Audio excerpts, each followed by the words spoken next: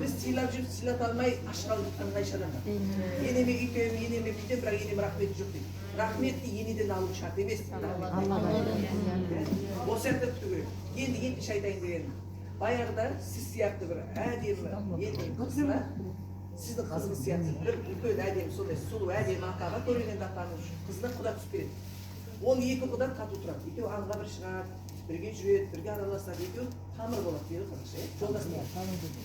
Сосын екеуі айтады, сен қызыңды алып бір құда болайық, мына бір сыйластығымызды Алла тағала Құдайдың алдында аққытсын, бір екеуміз қол берісіп құда болсақ дейді. Ол дейді, менде қыз бар, сенде ұл бар, болайық дейді. Сонымен ананың қызы бар елдің әкесі келеді да, келін шақырып алады. Үлкен баласын келін шақырып алады дейді. Ана қызға бармайды дейді, мен бір пәленшеге құда түстім. Соған келсем екен дейді. Сонымен жеңге естіп алады, келін қызға бармайды. Бикеш, саған әкең сәлем айтты. Пәленше деген байдың баласына сенің құда түсіп қойыпты. Сен қалай қарайсың дейді. О дейді. Әкем айтса ол саған дейді. Бірақ дейді, мен ол жерге барып дейді, менің атым шықпайтын болды. Атамның аты шығады дейді. Сосын келін келеді де атасына айтады. Келін қыз келісті, бірақ менің атым шықпайтын болды. Атамның аты шығады деп айтты дейді. Мен ол ұқтай берді. Келіссе болды. Сонымен межелі уақыт бітіп қызды ұзатып жібереді. Ол кезде бүгін той, ертең вечер емес. Өйткені көліктің, жолдың азабы бар, көліктің кемістігі 5-6 жыл, 6 жылда бір барады болған құдалар. Сонымен 5-6 жылда барады, барса қара томалақ балалар жүріп қапты дейді. 5-6 бала болып қапты дейді, жүріп бала. Ана балалар дүндік дейді. Дымды білмейді, алдынан келіп итті алып кетеді, итеріп кетеді, мұрнын битесін үстіне жаға салады, сондай болыпты дейді. Сол кезде қызын айтқан сөз есіне түседі. Менің атым емес, атамның аты шығатын елге барады екен дегені, ең есіне түсіп, мен қызымның сорына түштім дейді.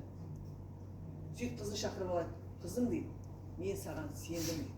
Жоқ, күйеу баланы шақырады. Күйеу баланы шақырып, күйеу баламен сөйлесіп отырса, күйеу бала дүндік екен. Жаңа мына балалардың әкесі сондай апар десе апарады, апарып тұра береді, бері қайт десең бері қайт. Басқа жоқ да. Қызымның сорына тышқан екен ғой дейді. Сөйтіп қызын шақырып алады. Қызым, мен саған сендім. Сен енді келгенде сұлтанның әйелі бол дейді. Ханның әйелі бол дейді. Ол да келді. Сонымен кетеді. Сосын қыз жұмысқа кіріседі. Ол кезде елдің билері, жаңағы қариялары биік төбенің басында, күн түсте талдың түбінде мәслихат құрып отыр. Сосын айтады күйеуіне, сен ана үлкен кісілерге барып неге қосылмайсың? Постоянно менің қасымда жүресің, үйде жүресің, бармайсың ба дейді. Не қыламын, олар өздері айтып, өздері тақайды дейді. Жоқ, сен барсың дейді, бармайын дейді. Сонымен не істесем екен деп қыз ойланып, кестелі көрпеше тігеді. Кестеменің көрпеше тігеді. Не істеп жатсың? Көрпеше тігіп жатыр. Оны не қыласың? Оны сен астына саламын. Қашан? Анау билердің астына барғанда сен апарып саламын.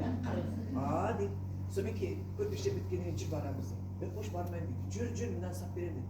Сонымен апарып бір тастың үстіне көрпешені салып, күйеуін отырғызып кетеді. Сөйтіп өзі кетеді. Сен неге отырмайсың дейді. Біреудің әйелі жүр, мен қалай отырамын дейді. Онда қайта берді де қалады күйеу. Сонымен 2-3 күн барып жүргеннен кейін ет үйренеді күйеу. Көпшілікке ет үйренеді. 4-ші күні барғанда айтады, енді олар не айтып жатыр дейді. Білмеймін, өздері айтады, өздері кетеді. Енді бір сөзін жаттап келші солар. Сосын ертеңін айтады, не айтты дейді. Білмеймін, біреу үйленейін деп жатыр, соған ақша жинап жатыр. Үйленеді деп жатыр дейді. Енді екінші сөзін дейді, ақша жинап жатыр дейді. Онда айтты дейді, сен ет бұзау беріп бар. Жынды ма бұзау бермейміз. Маған керек жоқ олар дейді. Ой, бер деп жаңа күйеуінің жағдайын жасап жібереді. Сонымен жаңа айтады, мен сөз бар, менде 2 баспақ қосам дейді. Ой, машалла, сен күштісің дейді. Сонымен 2-3 күннен кейін тағы бір нәрсеге жауап болып, тағы ол 2 ат қосады. Соменен айлар өтеді, бір уақытта оларда бір спорный жағдай болады. Сосын сұрайды келіншек, сен күнде мазаң кетіп жүр, не айтып жатыр ояқта дейді. Білмеймін дейді. Бір шал, бір қасқыр бар дейді. Бір шал, қасқыр менікі дейді. Жас жігіт қасқырды менікі деп айтады. Бірақ соны ешкім ажыратып бере алмайды. Екеуің дауы бітпей жатыр дейді. Онда сен бүйтіп айт дейді. Егер де қасқыр ұрғашы болса, ол шалдікі. Егер де қасқыр еркек болса, ол жігіттікі деп айт дейді. Себебі ұрғаш қасқыр ұясынан, бала шағасынан ұзақ кетпейді. Шал ұзаған аулай алмайды. Ол аулаймақта жүреді. Ұрғашы шалдікі дейді. Ал енді жігіт ол аң аулауға шыққан, ол ұзақ жүреді. Оған еркек қасқыр еді. Егер де еркек болса, ол жігіт еді. болды деп құндиып алады да сөйтіп барып мен айтамын дейді ал айт дейді тасқын шынымен ұрғашы болады да шалт болады сосын бүкіл ауыл жиналып біз мынаны би сайлайық жаңа жігітті би сайлаған дейді көрдіңіз ба әр сонымен атасы келгеннен кейін бидің үйіне түседі бидің үйі бидің анау бигі болады енді қай кезде де ше қазақтың әйелдерінің тарихын көп оқимын да мен білгенім емес оқыған деген нәрсе бар әрбір еркектің артында бір кемеңгер әйелі болады ол анасы ол әйелі болады мына дербесхан деген хан өткен мына кімнің ұрпағы қобда атаның ұрпағы да сол хан серлікпен жүре берген ешқандай дүниені ойламаған баланы да ойламаған халық біздің мықты болған не айтады қазақ вообще мықты болған дейді ойламаған соныменен ол кезде де хандардың конференциясы жиыны болатын қазірде бар енді сондай болған сол бір ханның ауылына барады 2 күн жүріп барады барса бұл кісіні түстік жерден күтіп алады сөйтіп бұны қап-қара ауылға келіп отырды үй қап-қара үйге салған киіз де қап-қара құрметтің өзі қап-қара құрмет жасап жүрген жігіттердің өзі қап-қара сосын ана басшыны шақырып сұрайды мынау ненің құрметіне дейді да мына хан сосын айтады анау ауыл көрдіңіз ба дейді ауыл ұлы көп туысқан еркекке дейді хандарға мына қызылала қызы мен ұл баласы аралас ауыл хандарға перзент әкелуді ойламаған адам ғой мынау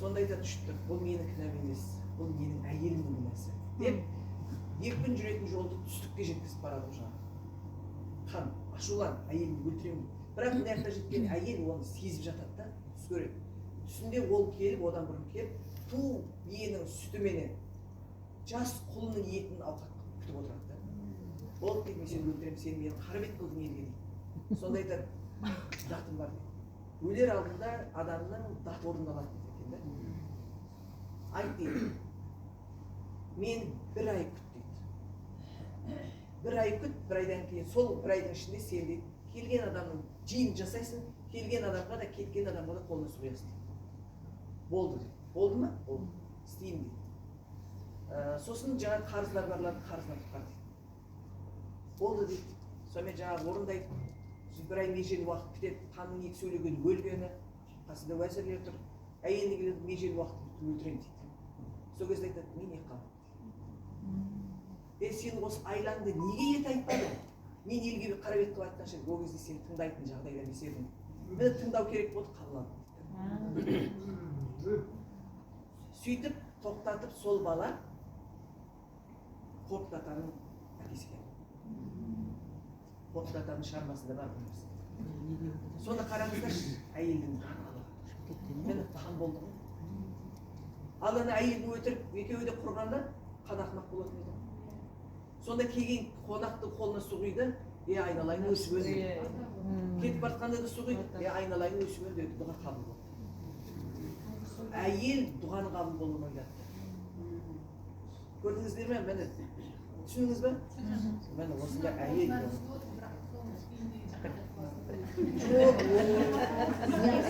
жаман